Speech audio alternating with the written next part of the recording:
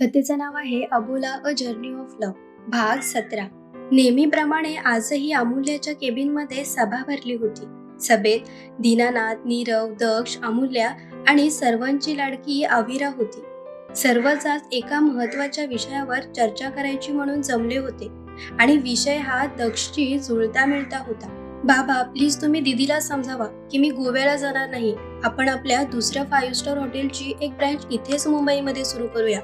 तसेही आपले खूप कस्टमर वाढले आहेत, आपल्याला प्रॉफिटही खूप होतोय। दक्ष दीनानाथ यांना आपली बाजू पटवून देण्याचा प्रयत्न करत होता।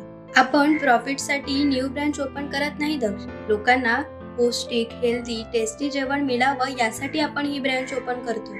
आणि स्पष्ट सांगायचं झालं तर तू गोव्याला जातोयस। माझं सकाळी सम्राट सोबत बोलणं झालंय, अमूल्या स्पष्ट शब्दात म्हणाली आणि दक्षचा चेहरा खाडकन उतरला। बाबा, दक्ष छोटं तोंड करून दीनानाथ यांच्याकडे पाहत म्हणाला। दक्ष, अरे फक्त काही महिन्यांचा तर प्रश्न आहे ना। एकदा हॉटेलचं काम झालं की तू पुन्हा मुंबईत येऊन राहा। तुझं काम झाल्यानंतर आपण नीरवला गोव्यात पाठवून देऊ। तसंही एक उत्तम शेफ म्हणून मी त्याला तिकडेच पाठवणार आहे, तेही कायमचं, दीनानाथ म्हणाले आणि नीरव त्यांच्याकडे डोळे मोठे करून पाहू लागला। तर दक्ष आणि अविरा मात्र खुशीने त्याच्याकडे पाहत होते। हे बघा सासरे, म्हणजे काका, मी काय म्हणतो, मी आणि तिकडे कशाला जाऊ ना, म्हणजे मी तिकडे ही इकडे, ते बरं वाटत नाही। नीरव अविराकडे पाहत नकलत बोलून गेला। नीरव, अरे काय ते स्पष्ट बोल, मला काहीही समजलं नाही। आणि ही म्हणजे कोण, दीनानाथ यांनी न समजून विचारलं। बाबा, मी सांगतो तुम्हाला, ही म्हणजे ही आपली। दक्ष पुढे काही बोलणार तेच नीरवने पुढे होत त्याच्या तोंडावर आपला हात ठेवला व त्याचं तोंड बंद केलं। ए दक्ष मूर्खा, मी तुझा जीव केला, जरा गप्प बस तू। नीरवने दक्षचं तोंड चांगलंच बंद केलं होतं। नीरव, अरे काय करतोस तू, सोड ना बाबा त्याला, दीनानाथ म्हणाले। काका, तुम्ही मध्ये पडू नका, माझी कशी वाट लावायची यावर हा टपूनच असतो, हो ना दक्ष। नीरव दक्षवर नजर रोखत म्हणाला। दाजी, अहो सोडा राव। दक्षने कसं बसं स्वतःला नीरवकडून सोडवून घेतलं। दाजी, हे तुम्ही ठीक केलं नाही हा, दक्ष आपले विस्कटलेले केस सेट करत म्हणाला। पण तो जसं दाजी म्हणाला तसं नीरवने मात्र डोक्यावर हात मारून घेतला। काय दाजी, कोण, अमूल्य आणि दीनानाथ दक्षकडे पाहत एकसाथ म्हणाले। ते म्हणजे हे आपलं, म्हणजे माहिती नाही काका त्याला, हो ना दक्ष। नीरव दक्षकडे रागाने पाहत होता। हो बाबा, दादा बरोबर म्हणाले, दक्ष कसं बसं वेडं तोंड करून म्हणाला, कारण अजूनही अमूल्य आणि दीनानाथ हे नीरव आणि दक्ष यांच्याकडे संशयी नजरेने पाहत होते। अविरा तर टेन्शन मध्ये येत आपल्या ओढणीशी चाला करत बसली होती।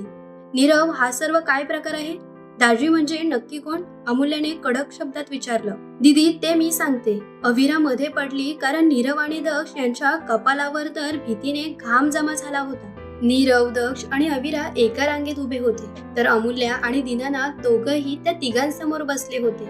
आज तर बाबा त्या तिघांची चांगली शाळा घ्यायला मिळणार होती। बिचारे साक्षात देवाची प्रार्थना करत होते, कारण दक्षमुळे ते तिघही चांगलेच अडकले होते।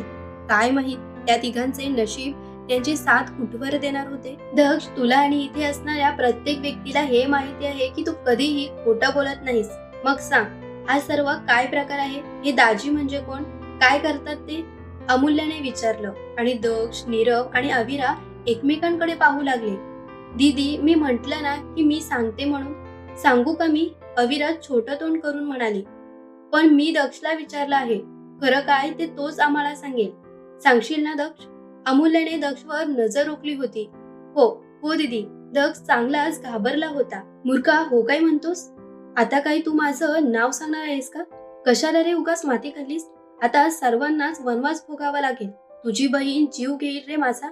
नीरव हळू आवाजात दक्ष सोबत बोलत होता।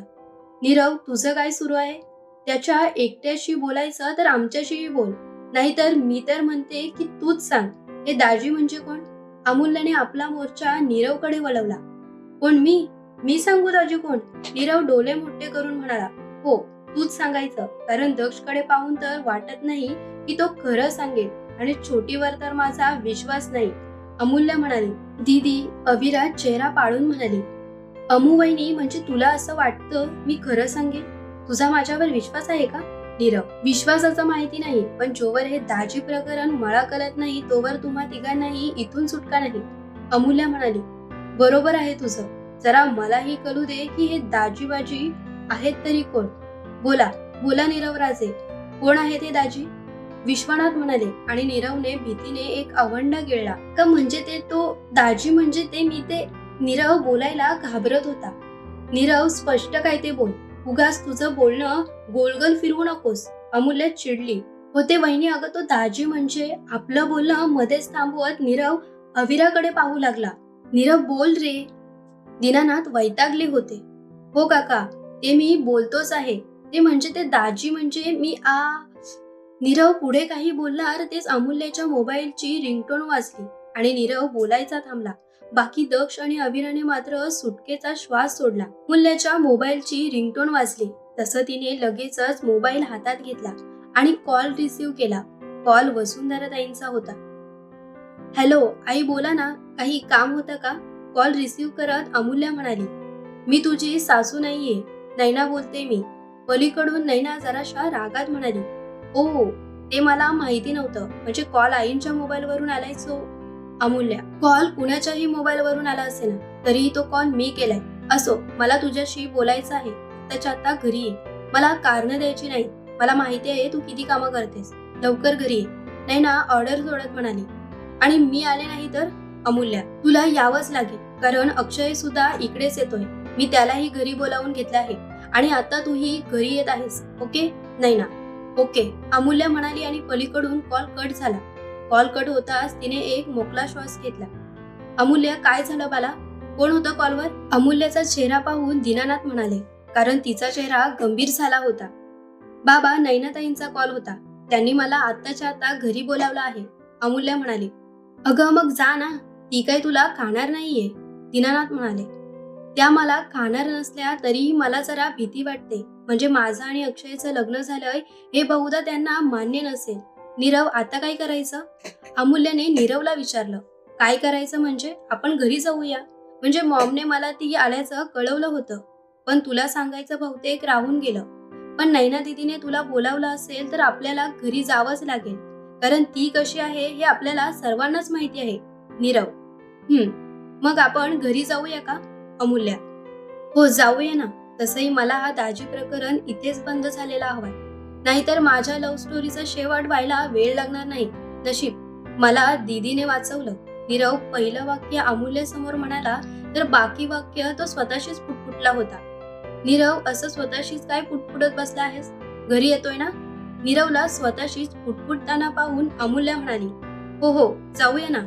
चला काका, आम्ही येतो. नीरव, या. तुम्हाला तर आता बरंच झालं असणार.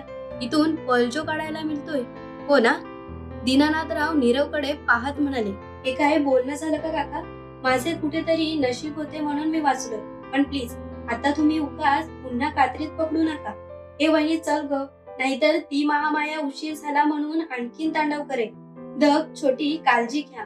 आम्ही निघतो. काका, येतो आम्ही. नीरवने सर्वांचा निरोप घेतला आणि तो केबिन बाहेर निघून गेला. बाबा, येते. तुम्ही इकडचं पाहून घ्या. बाकी आपण कॉलवर बोलूया. छोटी, दक्ष, इकडे व्यवस्थित लक्ष द्या. आणि हो, तुम्ही वाचला आहात असं समजू नका. मी पुन्हा तुम्हा सर्वांची शाळा घेणार आहे. सध्या मी येते. बाय बाबा. दक्ष आणि अविरा यांच्याकडे एक कटाक्ष टाकून अमूल्याने दीनानाथ यांचा आशीर्वाद घेतला आणि तीही बाहेर निघून गेली. ती गेली तसं दीनानाथ बाकी दोघांकडे वळले. छोटी, तू आता घरी गेलीस तरीही चालेल. मी आणि दक्ष आहोत इथेच. आणि हो, हे दाजी प्रकरण काही स्पेशल असेल तरीही त्याकडे तू दुर्लक्ष कर. सध्या तुझं करिअर महत्वाचं आहे. तुला कळतंय ना मी काय बोलतोय ते? दीनानाथ म्हणाले. हो बाबा. अविराने होकारार्थी मान हलवली. बरं ठीक आहे. दक्ष, छोटीला घरी सोडून ये, मग आपण बोलूया. दीनानाथ म्हणाले. हो बाबा. छोटी चल. दक्ष अविराला घरी सोडण्यासाठी निघून गेला. तर दीनानाथ मात्र चेअरवर बसल्या बसल्या दाजी या महत्वाच्या प्रकरणावर विचार करू लागले. कथेचा आजचा भाग आवडला असेल तर लाईक, कमेंट्स व सबस्क्राईब करायला विसरू नका. चला तर पुढील भागात लवकरच भेटू. धन्यवाद.